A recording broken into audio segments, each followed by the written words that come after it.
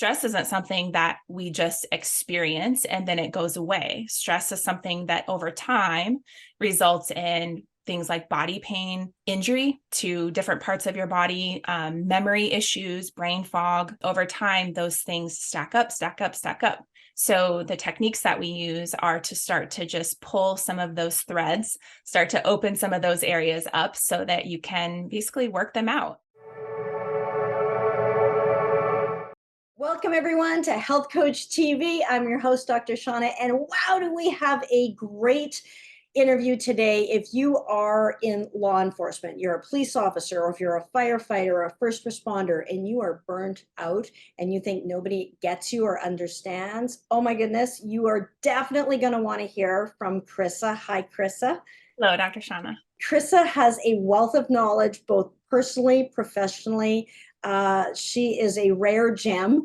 And let me give you a proper introduction. So, Krissa Beeker has been in healthcare for over 19 years and is the founder of Meraki Mind and Body. She has extensive wellness certifications and tools, including as a personal trainer, yoga instructor, Reiki, breathwork, mindfulness, human condition life coach, and more. And Krissa supports law enforcement and other first responders through the stress and that hypervigilance of their work, integrating wellness practices to create work-life balance. So while supporting her retired law enforcement father through alcohol recovery and his stress diagnoses, she realized the profound lack of resources for public service professionals. She has made it her life's mission to support first responders to achieve optimal physical and mental health during their years of service and beyond. And she lives currently in Des Moines, Iowa. So welcome, Krissa. Thank you. Thank you for having me. That was an amazing introduction. Thanks for that. My pleasure. The work you do is very unique.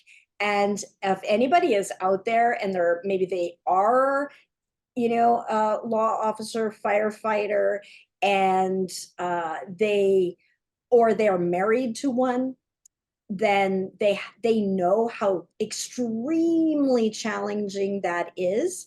And then where do they go? They're helping everybody else. Where do they go for help? And there is some natural common resistances for those people to get help. And then as you explored that, we're going to dive into your story. It's fascinating and heartbreaking as well, but also very profound. And yeah, the work you do is incredible. So let's get into this. Tell everybody, what is it that you do and how did you manage to get into this line of work? So I support police officers and other first responders to really just break free from the nightmare of hypervigilance and some of the other stressors that they experience, to really overcome the burnout, to regain energy, to really just have time and space to be able to do the things that they love with like a renewed purpose, a new way of doing things. I came across this work by way of just experience. I am the daughter of a policeman. He was also served as a paramedic and a fireman. He was this big stoic man who really just couldn't be bothered by anything, right? He experienced extremely hard things, was just told to suck it up. It's just the job, bury it and move on. Men don't cry, all of those old school ways of thinking. He was built on that mindset. And over the years, he just had all of these experiences. He stacked them one on top of the other and really just started to become very numb, overwhelmed, discouraged, very intolerant, short fused. And but he just kept moving forward, knowing that that's just the job, right? That's just what people in his shoes do. And as a means of coping, he started to separate all these parts of his life. He started to have his work life, his wife, his kids, his home life, and each of those went into their own container. And over time, he just started to lose grip. He started drinking, trying to overcome the nightmares and the pain that he repeatedly saw in society. He was experiencing all of these terrible things over and over and over again. And he was holding on tight to those little successes that he had, maybe saving a life or helping a family. And then he would just dwell in the pain. It would just be sitting with him. And he just slowly started to unravel. He started to lose pieces of himself within all of those losses. And over time, he just became hollow and angry and detached. He did become dependent on alcohol and super depressed. So he retired with 26 years under his belt, and he fell deep into a depression, and he began drinking even more heavily. And he had just totally lost his purpose. His life was completely about service. And then he retired, and what was he left with? Right. That was it. He was left without purpose. He didn't have any tools for coping because of all of those mantras that they give them: men don't cry, shove it down, whatever. And he was surrounded by broken relationships, including ours. He even was a pillar in the community, and he had profoundly impacted that community his whole career. And then that was the very thing that left him undone at the end, and feeling more alone than he had ever felt. So then he just couldn't ask for help because he was feeling such in despair. So he called me, and I started digging for resources for him on his behalf. And this is where everything opened up. I found out that there was such a huge disparity between the need of what these officers and these law enforcement people need and the available resources, which are almost zero. Yeah. I couldn't help but feel how a person in his position most likely wouldn't have any idea how to navigate all of this going on. He was exhausted, he was discouraged, and then he had to go in that state and find somebody to help him that had the right insurance, that had the right credentials, that somebody, most importantly, that he felt comfortable with.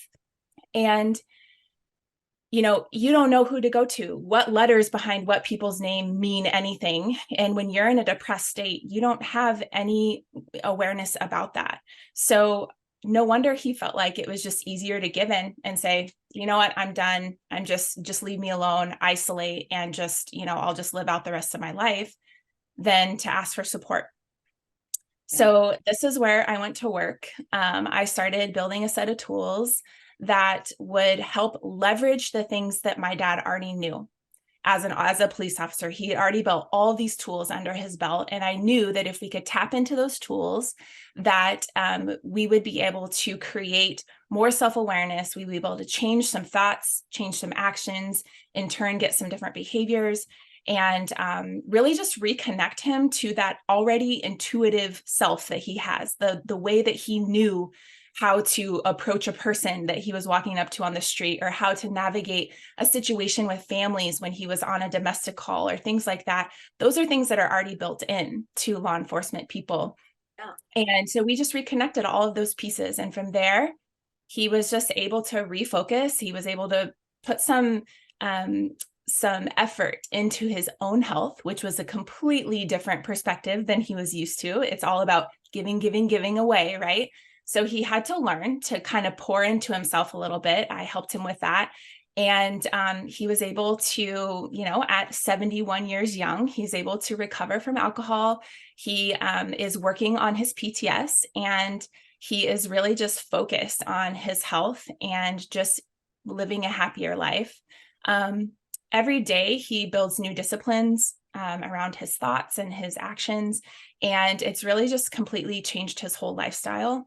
And it's got him from those high highs and low lows to being more at a baseline, and he can enjoy life. He's reconnecting with a lot of his family and friends that he had isolated from for such a long time, including myself. And he's just able to put his life back together. And he's just really living the life of the loving and generous man that I always knew he was, but that he had lost along the way.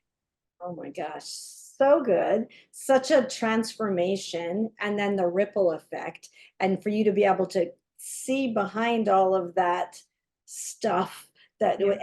and to have that compassion and that understanding of like, hey, I get why you're feeling like this, is huge. I want to just call it a couple of things. Like, I love that you tapped into his already like played on his strengths rather than highlighting you're not good enough, like can't you like be disciplined in this and this, highlighting his strengths of like, hey, you're good at attention to detail, that's what you're really good at. Hey, you're good at like your gut instinct, you got to know, when you're walking into an in situation, you got to tap in, or the hairs on the back of your neck standing up, and so you are in tune with your body. Now let's just repurpose those skills and then have it work for you personally, and not just professionally. So that's brilliant. And then the other thing is, you know, recognizing that, like, I know my dad, he was never going to see a doctor or go into a hospital, and then it will be a self-fulfilling prophecy, because he's like, if you go in there, you ain't coming out. And well, yeah, by the time you go in there, that will be true. So, so there's that natural resistance. I think it's especially in men, and the people that you work with are men and women, obviously, but there is a large percentage of men, and so that there is that resistance. And then how do you even begin to navigate that? As you say, like, who do you go to? And A and B, they don't want to go in the first place, so they're not even looking, even if they wanted to get help. And it's not easy for anybody, it really. And so I think that's just such a, to be able to reach that person, because you had to live in that environment, a thing or two, about that. So I just want to commend you for that. We're gonna peel back the layers here and dive into this story more, because there's so much good stuff yet to sort of still unpack from that. Tell us a little bit about, like, though, how do you work with them? Like how did you work with your dad? Like how do you take him from there to here? Like what did you do? Like how do you help him with this situation? Well, it starts with just understanding that you are under chronic stress and that you are burnt out and that you're anxious and that things are just not going well, right? My dad experienced all of those things. And then I have seen through my work many other first responders who are now experiencing even more than my dad did because of all of the social aspects that are happening too. And that left him feeling just broken, and his life was just completely in shambles. And I've learned that mindfulness and health is just about everyday action. And I really feel like that's a real tangible thing that people can hold on to, is if I can change one action, I can move into a different space. So I like to think of it like implementing just small achievable things that you can do and take with you during your day, that alleviate stress. The last thing that we all need is just to add more things that we should have to do. So, I can just imagine having a full cup of water at the beginning of the day and you're pouring it out all day long, call here, domestic dispute, having to do paperwork. And you can imagine that glass getting more empty and more empty as the day goes on.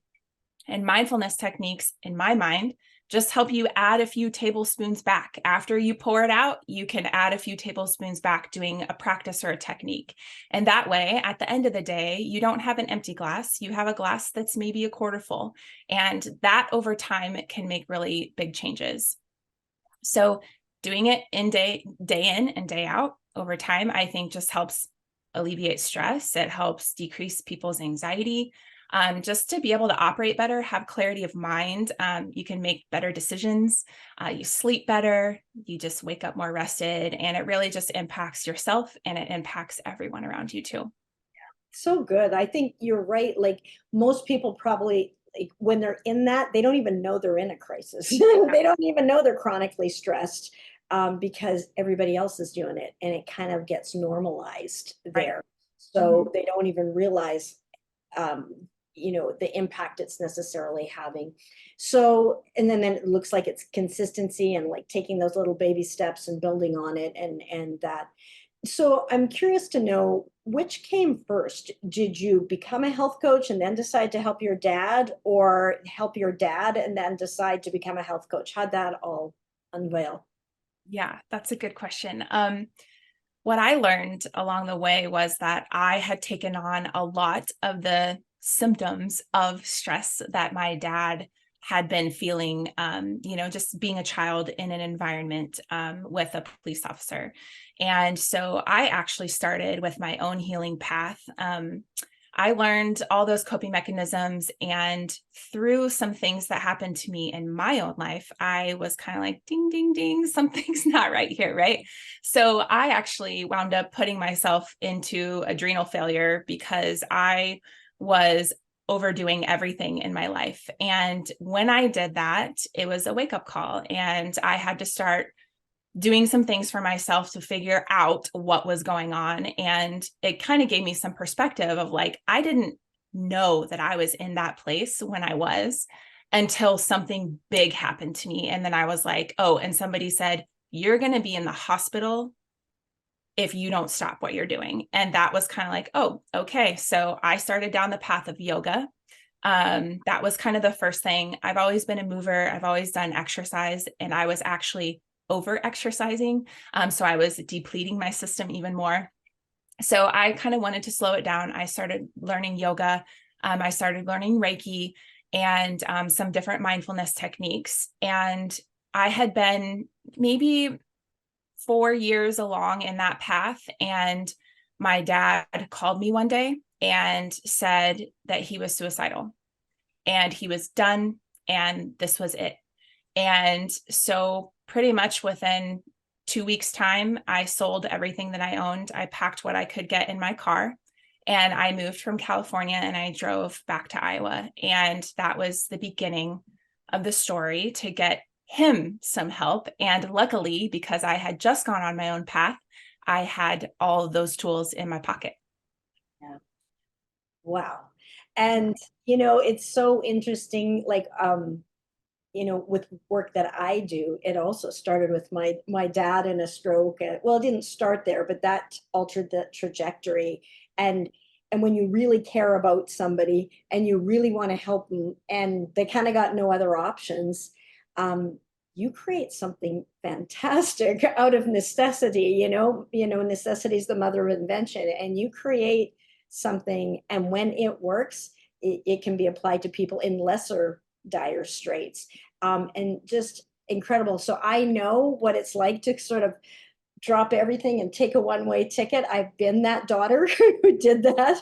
And not everybody can, not everybody does, not everybody has the tools, but it was literally fresh off. And I was kind of at a similar state where I had that. It's kind of like almost like this was maybe meant to be, in a sense, Yeah. so that this pain thing can be alchemized and create something better. And yes, individually for your dad, but in a bigger picture for the system that's broken. Yeah. And our healthcare system is pretty broken. I mean, Really. it's not Yeah. working well. And And Dr. Shaunna, you said something, you said that's out of necessity, right? And I think that's a big part of this, is that if I hadn't gone and gotten those tools for myself, knowing that I needed it, I would not have been in any place at all to be able to show up for my father. I would not have been able to be compassionate towards him in the situation that he was in when he called. Um, and, I am a very pragmatic person. I have to know that what I'm doing, I have to know the why behind what I'm doing. And I have to know that the effort that I'm putting in is giving me something in return. And I just really wanted to pass on some of those things to him, knowing that he was in a space that was so deep and dark that he had no idea of which way to go, how to take a step forward. It just seemed too far away from him in the state that he was in to be able to, I was shocked that he even asked for help and asked for support. But, he was in isolation. He was broken down. How does a person even begin to go down that path when you're in that place, And luckily, because of that, because I was compassionate enough and I had those tools, I was able to show up for him. yeah, because you lived in that house of stress and coping mechanisms, which were maybe not as great, like, because he's trying to deal with his own things. But as a child, that's your world. You have that perspective. You start to adopt some of the same strategies, the overworking, the overgiving, the over and denying and sacrificing your own well-being. And then the next thing you know, there's nothing left in the tank. And that can, a lot of times, that when you, especially when you throw a little alcohol on the fire there, it can really blow up, and there can be a lot of anger, and then you don't want to help somebody, when that relationship's so strange. So how beautiful that you'd done your work on yourself first, and you could see behind the mask, that I know you're in there somewhere. I know you're in there somewhere, and I'm going to help you. And just so beautiful. And to see it, how far he's come, is incredible. Like, it's just an incredible journey. So tell us now, with your clients, how do you work with them? What kind of work are you doing? How are you helping these, first responders, police officers, and so on? Yeah, so most of my clients are police officers, just because it's a special place in my heart. And I know through trying to get him help that there's just not a lot of resources. There's not enough for them. So I went to work, but mostly police officers. And I do work with other first responders, like firefighters, who are just at that same place. They're experiencing burnout. They have massive hypervigilance, meaning they just are constantly on the lookout for anything all the time. They're experiencing stress and body pain. They're all carrying around a lot of equipment, and so their bodies get broken down. They're sitting for long periods of time and then having to move into action. So there's a lot of physiological things that happen. Some of them have high blood pressure, they gain weight. They're just looking to feel better. They're looking for pain management, be able to be better in their body, reduce the triggers that they have from stress and things like that, and just think clearly, perform better, be in their body better. And I think a lot of them really want to show up for their families better too, which is how the families kind of get tied into the work that I'm doing too. But I'm currently teaching at the police academy, the regional police academy in Des Moines, teaching the recruits that are new to being in the world of policing. And I'm also beginning to work with some firefighters in our local area, which has been super fun. And I'm learning a lot. They teach me a lot, and I'm in turn able to support them in different ways. So I've been doing weekly workshops to teach police wellness at the police academy. I've been asked to speak at some other wellness conferences, like firefighter wellness and things like that. So that's been really fun, just integrating with the community. And I've also been able to help people virtually. So I worked with an officer all the way in North Carolina. So we were able to, get some things going for him.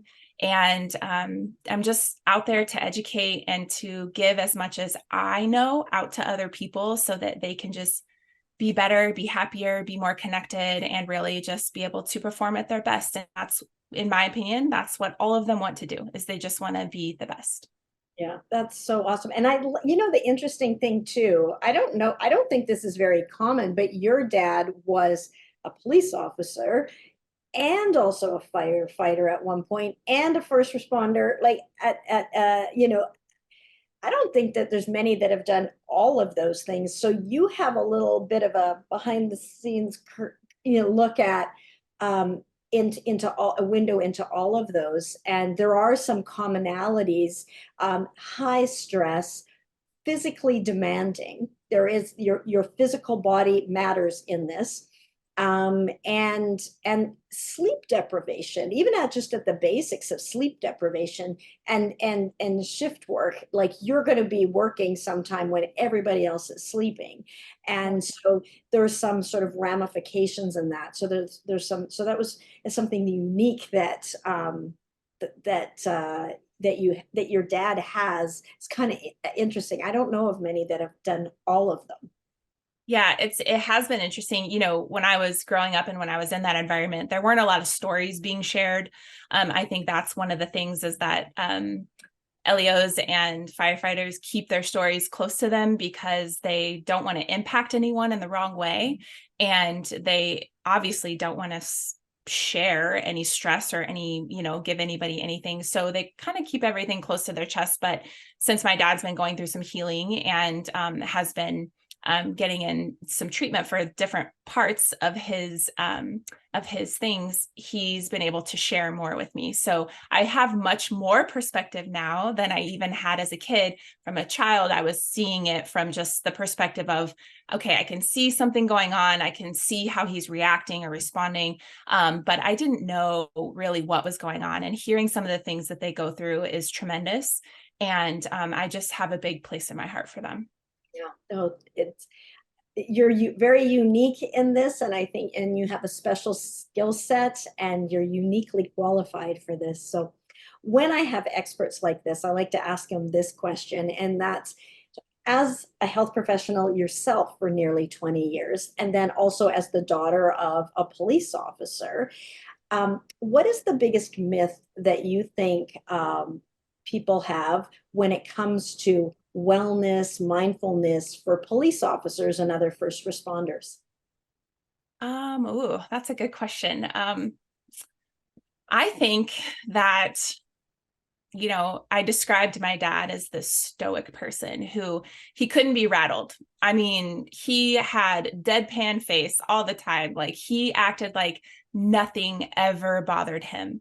And I think a lot of law enforcement people, a lot of firemen, paramedics, they all have this thing about them where they just are in this very strong place. And I think the world of mindfulness seems a little bit like woo woo, or it seems like this weakness, right? Or this waste of time. And I think that, people picture mindfulness as like meditation and clearing your mind and having, incense burning and things like that. And I can tell you, I thought this too at the start. I'm kind of a rough and tumble. I'm a tough cookie too. And when I first started, I said, that's not for me. Like, why do you need to sit and be quiet? Like, I'll just go work out. Like, it's fine. I can sweat it out. It's fine. And so I don't blame people when they go there. When you hear the word mindfulness, it does have kind of a connotation in today's society. But what I've learned is just like learning to shoot a gun or apprehend a suspect or operate a fire engine and a hose. There's just steps that you have to follow. And you have to have dedication to those steps. You have to practice them. And when you practice them enough, you get proficient. And I think I see wellness as the same thing. You just learn the tools, you practice them when you don't need them. That's the key. And then that way they're there for you when you do need them. And, officers and firefighters and all these people, they have the skills already there to their advantage. They are extremely attentive to details. They have an extreme connection to their gut instinct. And all of those things can be repurposed for wellness to help them move through and practice these techniques so that they're there for them when they get into that stressful situation. That's so good. I think you're absolutely right. I know, especially these rough and tumble guys, but there are those um, intersection points when it does help to venture out. I know I'm in Canada. Hockey's kind of our thing up here. And goalies, for example, I mean, I know a lot of goalies who actually do yoga to improve their flexibility so they can do their job better. And so being able to incorporate and use some of these tools from another discipline can actually help them do their own job and increase their resilience, increase their strength, increase the time that they have with their family, and so on. And so, yeah, I love how you have done that and how you've merged those together. You've talked a lot about stress in stress reduction, and the stress. Obviously, no one's going to ever argue that all of those are stressful careers. Like, no, that's a given. So we know that. Why is helping these people reduce their stress important? Well, stress, I try not to put everything in a box, right? So there's the stress that we experience in our daily life. There's a stress that we experience from big experiences that happen to us and for us sometimes, but in our life. So there's these different compartments of stress. Raising kids is stressful. Having a house and owning a home and having all those responsibilities is stressful. So these people not only experience the everyday stuff, but they experience other people's everyday things, right? So stress isn't something that we just experience and then it goes away. Stress is something that over time results in things like body pain, injury to different parts of your body, memory issues, brain fog. You can have other physiological issues like high blood pressure, heart disease. You can get cancer. A lot of firemen get cancer. We have, you know, we have all of those things happening to our body too. So it affects our ability to connect with our body, to have meaningful relationships with other people, and just to really have optimal performance. Over time, those things stack up, stack up, stack up.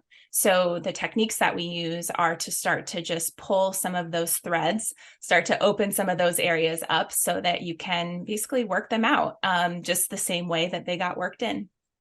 Yeah, yeah, there's a saying, the issues are in the tissues. And Yeah.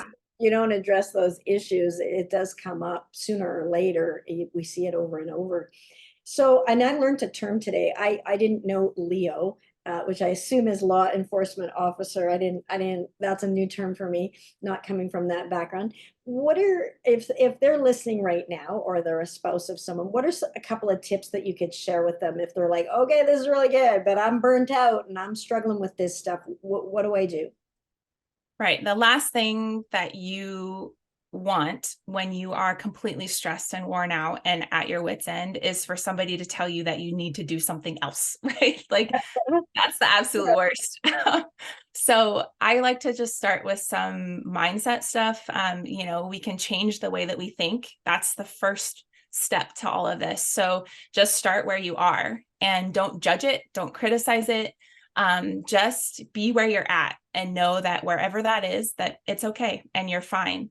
Um, Also start simple, start small. So I like the things where you can take them in your car with you and do them in your car while you're just driving around. Like those are the types of things, tangible things that aren't, okay, now I have to build in another 30 minutes of my life to do all of these things to Right. be well or to be mindful, you know? So, because time and effort is a huge challenge with the people that we're talking about. So working up to routine, slowly adding in more and more and more as you get one thing down, it just becomes a part of your life and then you can add another thing. So and then also just trust in yourself that you can do it. I think when we're in a dark place and when we're worn out, we don't really trust ourselves anymore. It's like, you start to ask like, what am I doing and why am I doing this and what is life about? You're just like, so you are never too far from the goal is what I like to say. Wherever you are, start where you are, and you just have to change your mind and then your body will follow. So those are a few of the things that I would start with. Yeah, no, that's awesome. I was thinking like your relief or your stress relief plan shouldn't stress you out. Right. But it Yeah. often does, because somebody who's advising is coming from a kumbaya, I got all the time in the world, and so why didn't you just do this? And like, they can't. So yeah, I really like your approach, and it's why you actually get results. Like it's real. It's like real practical stuff that a resistant population, let's call it, can actually do. And we all have like our so time saving, simple things. And then the most important thing is that you get results. And so, what are some of the spin-off benefits? I always like to look at this because once you might be targeting stress reduction, say, or burnout, but then there's like a ripple effect and other things change. So like give us a couple of examples, or like what are some things that you've seen as spin-off benefits as you're working, to help people improve their stress. Yeah. So one woman I worked with, she learned to regulate her nervous system. And at home, she was having some conflicts with her family, which commonly happens in these families because time is short and they work a lot. So she had all of these highs and lows of her emotions. And she was able, working on her nervous system, using some of these techniques, she was able to just show up better for her family. And it turned out that everything wasn't an argument all the time. She was realizing that like, oh, I was able to communicate, or we were able to get to a better place working together. Her relationships improved, and in turn, she improved. She started to feel better, and then the cascade of things happening after that was long. But yeah, that's one of the stories. Another one, gosh, this other person that I helped thought he had dementia. He was in a place where he was under so much stress. He was also coping with alcohol, but he had the shakes, and he had really bad memory problems, and he was just ready to give up. He was like, just put me in the corner. I'm done. Like, just leave me alone. Just I'll die by myself. And he was just in a really dark place. And getting some treatment for the alcohol and getting some help with the PTS that he was having, his memory improved. When his memory improved, he felt more able to just navigate in life. And when he did that, it was like, oh, okay, maybe I can work in, trying to meditate for 5 minutes a day, maybe, and so he was more open to being able to try some different techniques. And that just opened it up and gave him a whole new lease on life and what he was capable of doing. Well, that's fantastic. I mean, and to think that, like, to be worried you have dementia and not realize, no, it's you can get on the other side of that. Yeah, that's Yeah. huge. Yeah. And memory issues are a huge part of stress. And I think we go to think the worst things when we start having trouble with our memory.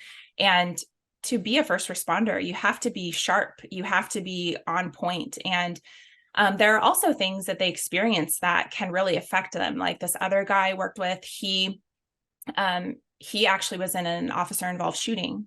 And he, in turn, because of that, had some hearing issues. And a lot of what I do involves sound healing and things like that, binaural beats.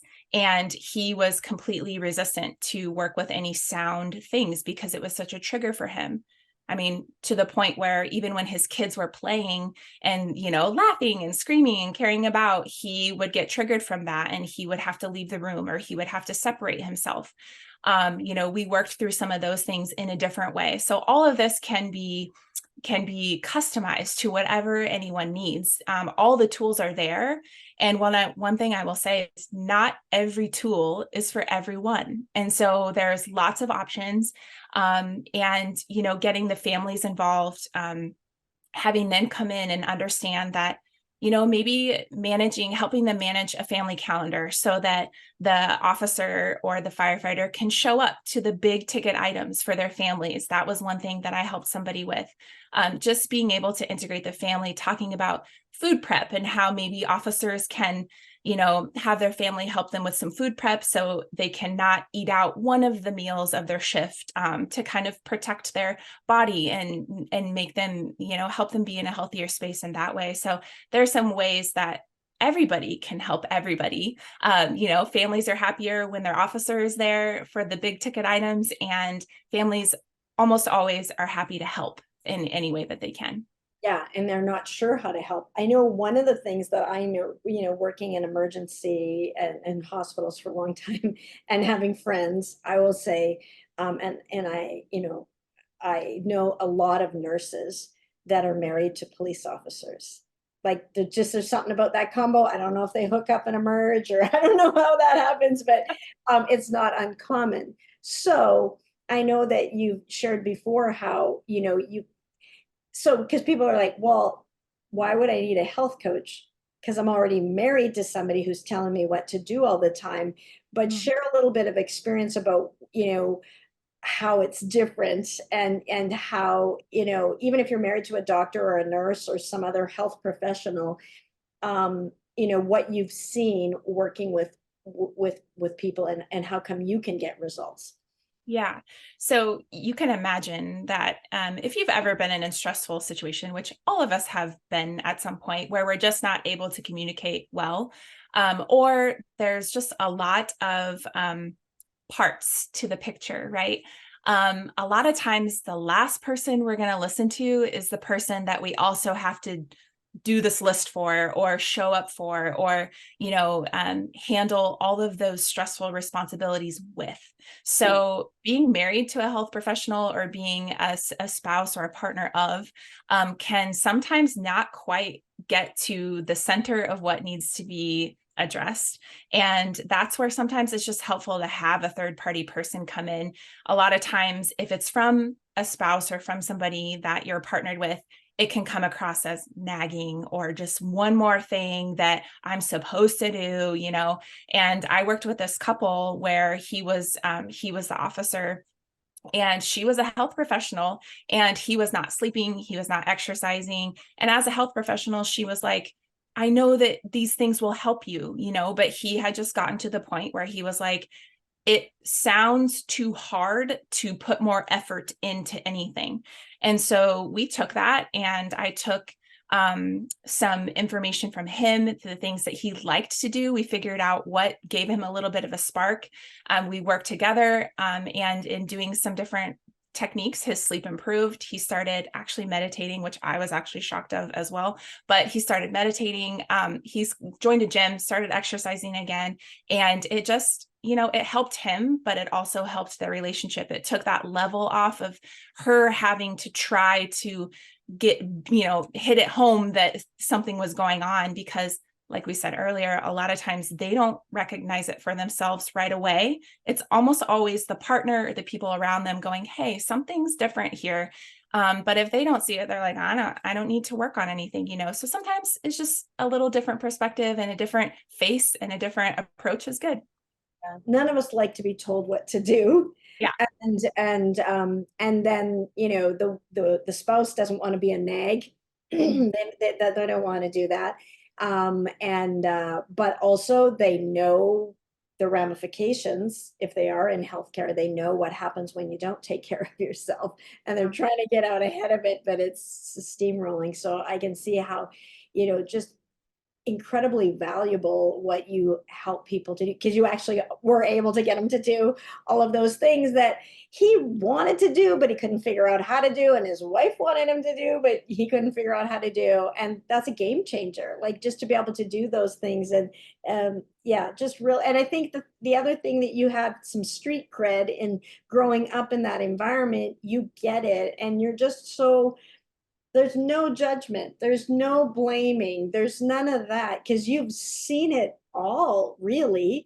You've seen it, and you've heard about it. And and you understand, you're like, yeah, I get it, it sucks, yeah, it sucks, but here's where we're starting today. This is the starting part. No judgment. Now let's move forward, and starting where they are, keeping it simple and customizing it, recognizing, yeah, somebody's going to have a sound trigger because that's a thing for them, someone else might not. So it's not a one size fits all. It's customizing it to what they require. And I think it's huge, a huge service. There needs to be more of you doing it. You need to have a whole, like, team of you. But thank you for everything that you've been doing, and I love it that you're getting right in there at the police academy, really like at ground zero, so that heading into it, they have the coping skills and the tools in their toolkit to manage what they're about to get into, and to get out ahead of it before all of the divorces and the traumas and the alcoholism. Like, if you can get out ahead of it, wow, how wonderful that is, and the ripple effect. So super fantastic, the work that you're doing. And for the firefighters and the police academy, and that are having you on board and having you teach and present at these conferences and speak to their members, it's just a huge value. So I would definitely, if you are in that environment, connect with Krissa. She's phenomenal. Hopefully that's come through in this interview. She's just amazing. How can people connect with you, Krissa, if they have questions, either personally, or they want you to speak, or be featured on something? How can they connect with you? Yeah, thank you for that. I think connection is number one, because like you said, it's all customizable. Nobody's story is exactly the same. There are some similarities, but it's all different. So I think just hopping on a call together and just figuring out what the needs are, and kind of where you're at, where you're starting from. And that's the easiest way to get to know each other. I really like to have the face-to-face interaction, and I love that piece of it. So we can put an action plan together, and you can access that from my website. I have a calendar on there. You just click the button, you get on there, and we can have a call set up within no time. And, I also have my Facebook and Instagram. Everything is at Meraki Mind and Body. So my website is www.merakimind-body.com. That's the best place to go. And you can connect with me there, and I would be happy to support you. Awesome. So Meraki Mind and Body is Facebook, is Instagram, and then merakimind-body.com is that. What does, I didn't know, what does Meraki mean? Where does that come from? It's not your last name. So Meraki. What does Meraki mean? Yeah, Meraki is a Greek word. And before I knew that any of this was coming, when I was on my own healing journey, I was looking for a word that I could anchor into that would help me move through the spaces that I needed to move through. And Meraki is a Greek word, and it means just to leave a piece of your soul in everything that you do. And that not only works for me now, because I feel like that's really what I'm trying to do, but it rings true to all service people who are out there just giving pieces of themselves to others. And it almost makes me a little emotional to say that, but they're very special people. And so I'm just happy to use that mantra, that word, to just keep moving us through. Yeah, there's way too much hatred and anger in the world. And if we can spread a little light and love and Meraki out there, that'd be miraculous. So thank you so much, Krissa, for everything that you've done. And it feels like everything's come full circle. It kind of gives meaning to the struggles you went through, that your dad went through. And because you've been able to do that, now look at how many people can benefit from that. And maybe even before they even have a problem. And it's just absolutely tremendous. I just love seeing health coaches and highlighting these health professionals who are really seeing a need and like answering the call. And so thank you so much for being here and sharing what you do. Well, thank you for having me on. I appreciate you so much. Awesome. Well, that's it for this episode of Health Coach TV. I just loved it. I told you it was going to be good. So share this video with friends or family that might be in first responders, like firefighters, paramedics, police officers, and so on, even military, and that you're like, I wonder if she'd be able to help us out in some way. If something's resonating, feel free to share. Let people know that there is help and there are resources, because they are rather hard to find. So they may be struggling to do that. So with that, have a fantastic week. Feel free to like, subscribe, and share, and follow for more episodes of Health Coach TV. Be good for you.